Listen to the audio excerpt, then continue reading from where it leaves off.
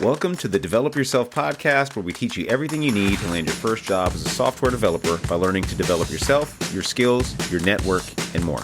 I'm Brian, your host. All right, don't get mad at me, because one guy said what I'm about to tell you on Instagram, and he damn near lost all his followers.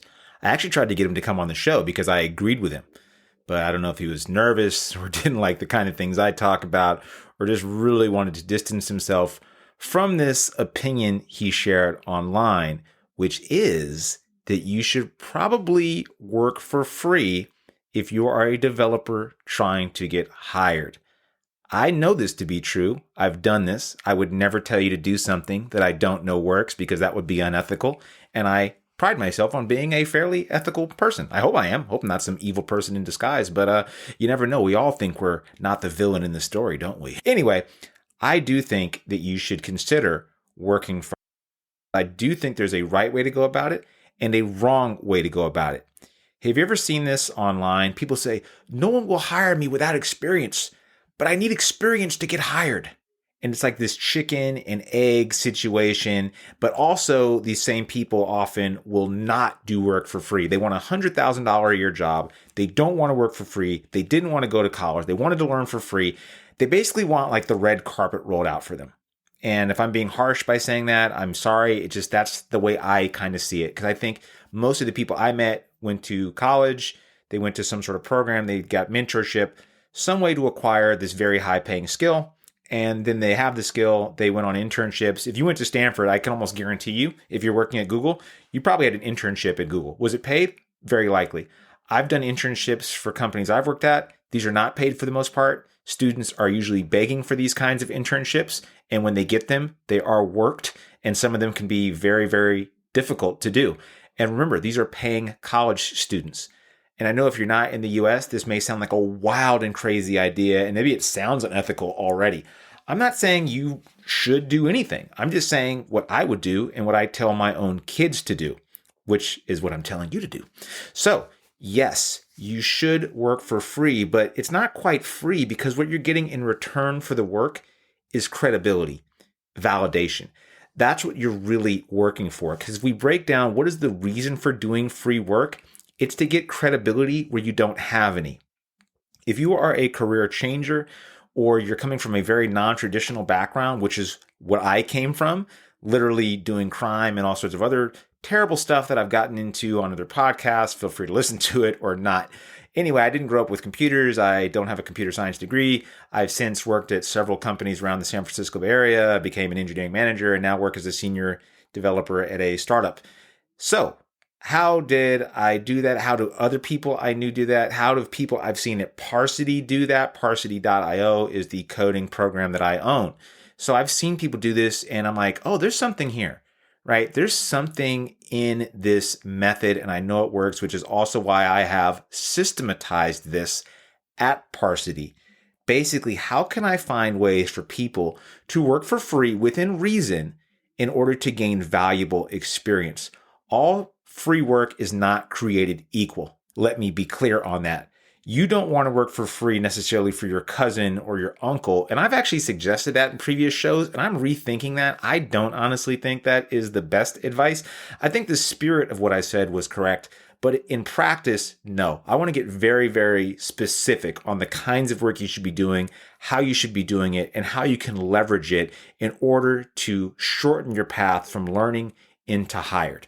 So a lot of people will tell you, oh, just do open source. That's the way to get noticed and hired. I think that is bad advice, just straight up. And I know people disagree with me, and that's fine. I know that it works for some people. I know that for the overwhelming majority of people, just quote unquote doing open source will not work. It is highly difficult for you to actually find a problem in an open source project that anybody cares about, that you can actually add and contribute to. The people that are often in these communities are really tight-knit. They've been doing this for years. They are responsible for the software that runs the world, essentially. And they're not just going to let somebody that just wants to get experience work on their software. And I think there was an incident recently where somebody like put a video out, it went viral about open source or something like that, or some course was like, here's how you do open source. Next thing you know, this open source repo got flooded with junk requests from people saying, I just want a job. I'm trying to do open source to get hired.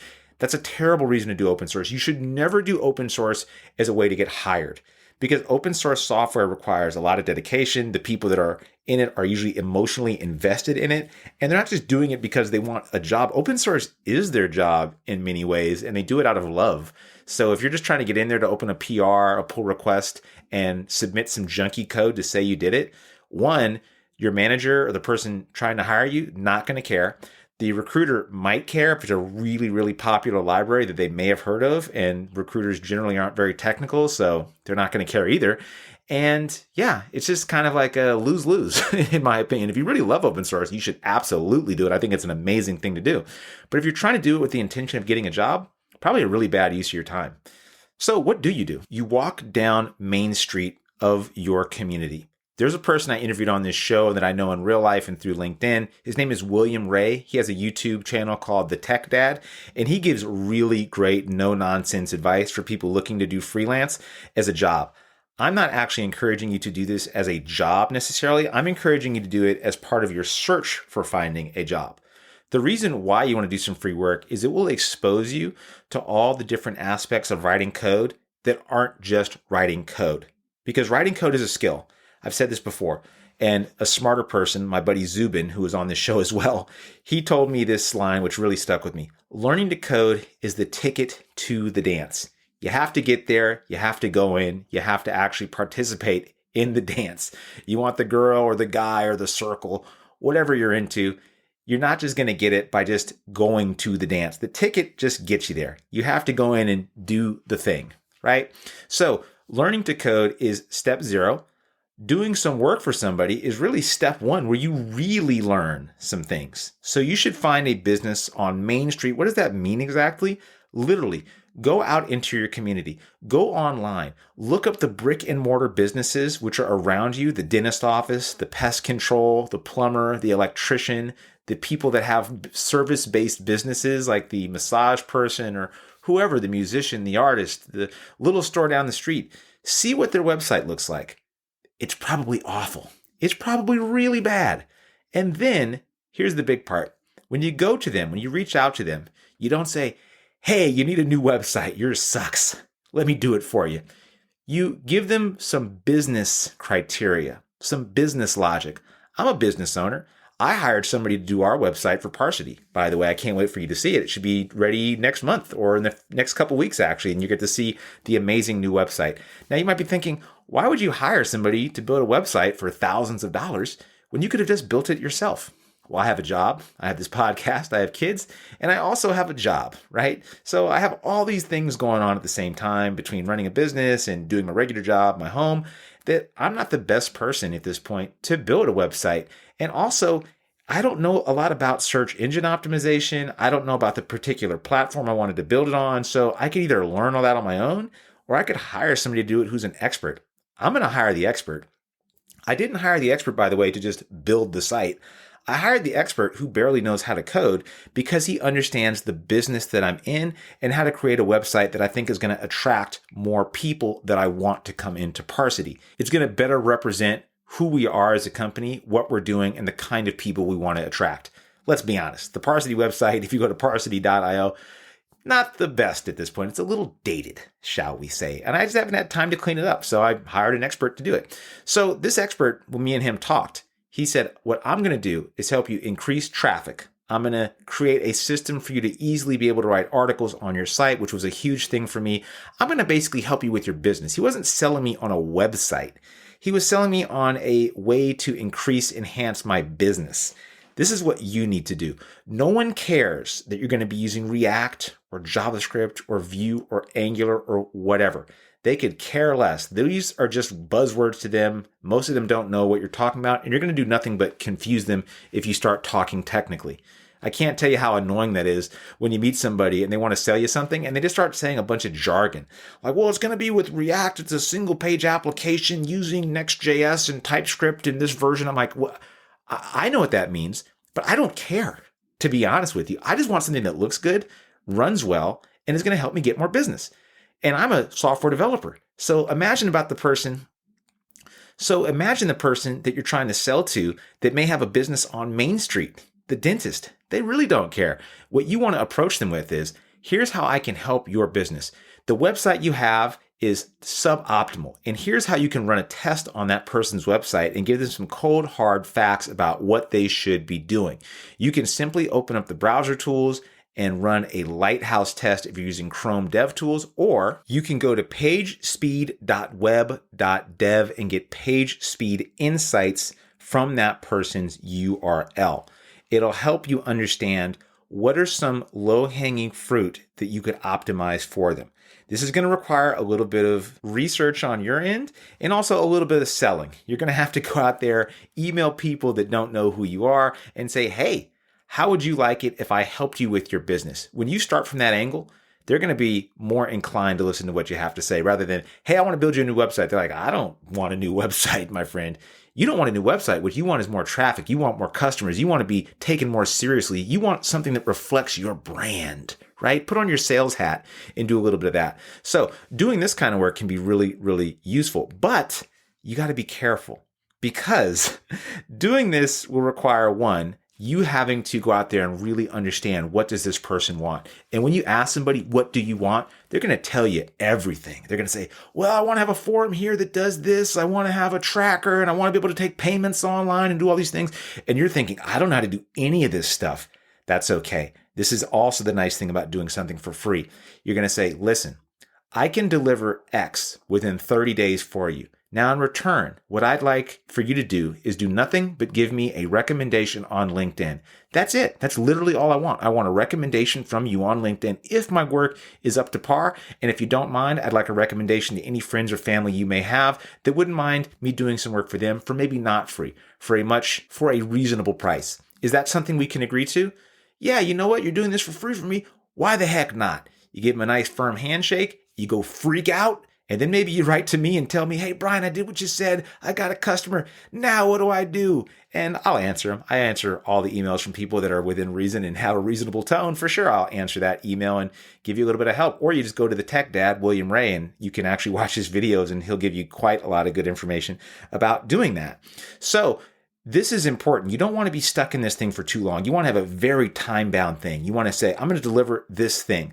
I'm going to give you a website that has these pages. This is out of scope. This is out of scope. This is out of scope. Out of scope meaning there's no way I can deliver this within the time frame. If you want to pay me later on, that's totally fine. What I'm willing to do though, if you can give me access to all your code base and things like that, I'm willing to go in there and make some of these optimizations, which I think will give you some better traction in your business. Are we in agreement? They'll say, yeah, sure, why not? What do I have to lose, right? Now, this is not going to be an easy sale. You'd be shocked how hard it is even giving away free work to people that could really use it. You have to be compelling. You have to meet the right people. And if you really are struggling, find a local person, find a family member or friend. I think that's totally fine. Ideally, somebody that has an LLC. That is important because you want them to have a little badge on their LinkedIn that identifies the company that they own, because that way you can put that badge on your LinkedIn. This is really where the quote unquote payment comes into play, right? You don't want to work for somebody that has like a blank profile picture on LinkedIn. That's not super helpful. What I did when I was trying to look for people that I could work with at Parsity, one of the things I did was go on Reddit, and I went to an entrepreneurs Reddit and I asked the people there, I said, hey, I own this coding program. I have a lot of really eager students that know full stack web dev. Anybody would like some help within reason, I'm happy to take on that work if and only if you have an LLC.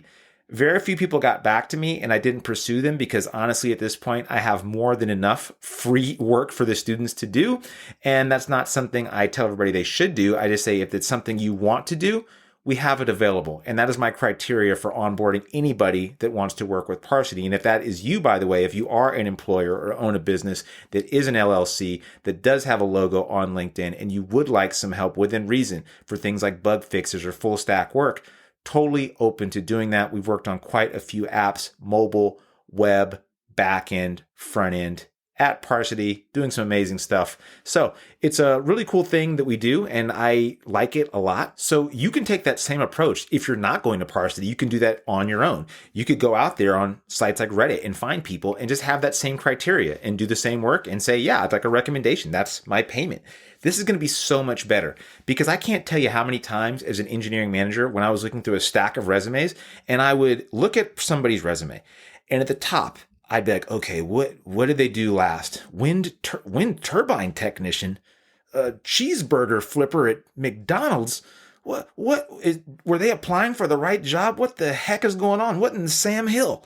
And then I'd look further down and it would say education, boot camp XYZ. I built a to-do generator. I'm like, oh, I get it. They went to some boot camp and they didn't do anything interesting and their job is whatever they're currently doing. And now they want me to take a chance on them next. And I'd throw that in the trash can, unfortunately. I'm being mean and I'm being a bit facetious here, but in all honesty, that is a lot of times what would happen. I'd be like, well, if you're competing with all these other people, like there's zero way I can give you a chance. That'd be completely unfair of me to do, right? I mean, could you imagine if somebody put down there, like, I'm a high-powered lawyer. Like, let's pretend they were, like, I'm a doctor. I'm a brain surgeon. And the top of their thing was brain surgeon on their resume. The top of their resume said brain surgeon. And I'm like, well, this is a full stack web developer position. So what am I supposed to do with this information? Like, does that mean that I'm supposed to trust you because you're a brain surgeon? If you walked into Starbucks and your most recent job was brain surgeon and they're in there trying to hire a lead cashier, they're going to look at you and say, I'm sure you're really smart, Mr.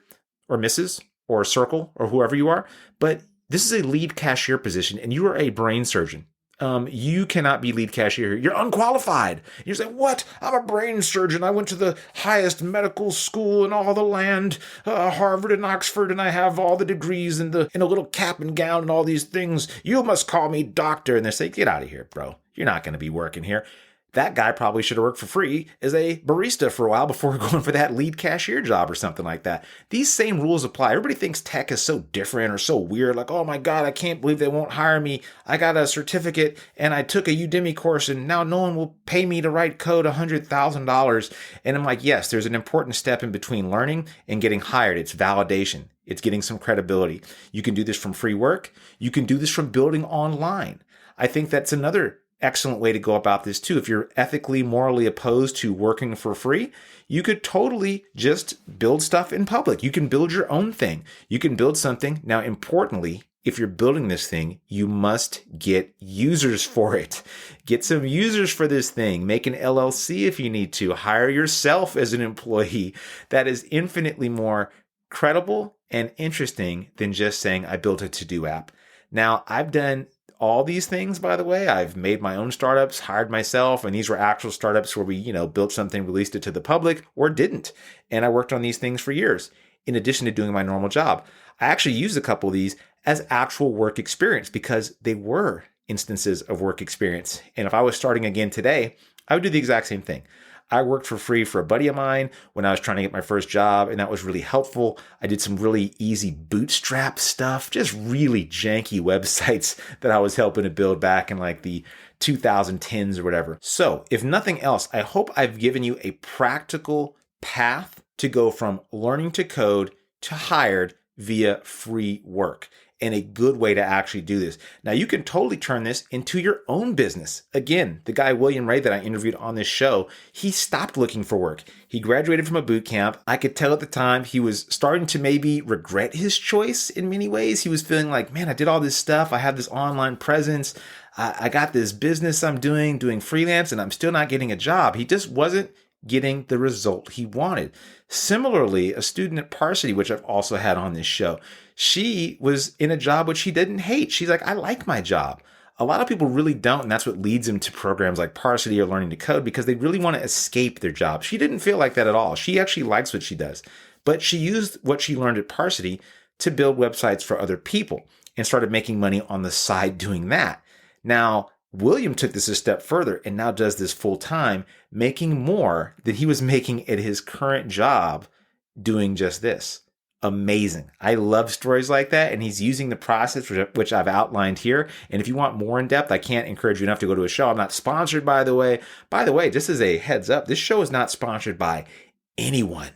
Nobody sponsors this show. These are just completely my thoughts. And if I do have a sponsor at any given time, I will just let you know. I have people on here that, maybe writing books or selling things, but in general, I don't take payments or anything like that from people on the show.